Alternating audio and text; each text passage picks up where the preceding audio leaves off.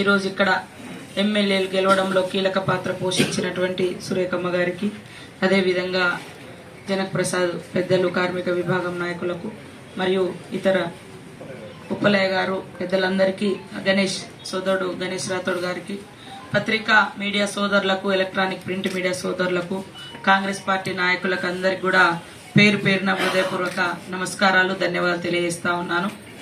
ఈరోజు ఈ ఉమ్మడి ఆదిలాబాద్ జిల్లాకు ఇన్ఛార్జి మినిస్టర్గా రావడం నాకు చాలా సంతోషాన్ని, అదేవిధంగా అదృష్టంగా భావిస్తా ఉన్నా.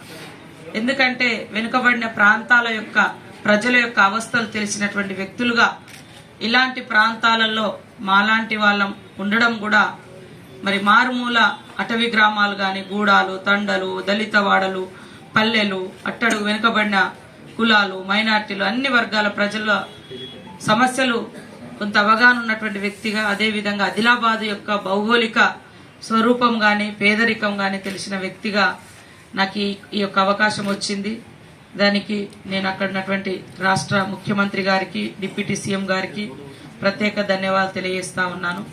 నా ఫీల్డ్ కూడా నేను పుట్టి పెరిగింది ఆదివాసీగా, అదేవిధంగా అటవీ ప్రాంతాల నుంచి ఉద్యమాలలో పనిచేసి ఇలాంటి మారుమూల ప్రాంతాల యొక్క ప్రజల యొక్క జీవన ప్రమాణాలు మెరుగుపరచాలనేటువంటి లక్ష్యంతో ఆ రోజు ఉద్యమాలలో పాల్గొన్నాం. ఆ తర్వాత ఇప్పుడు కూడా మరి వెనుకబడ్డ ఆదిలాబాద్ జిల్లా, ఈ జిల్లాకు ఇన్ఛార్జి మినిస్టర్గా రావడం నాకు నిజంగా చేయాల్సింది చాలా ఉంది.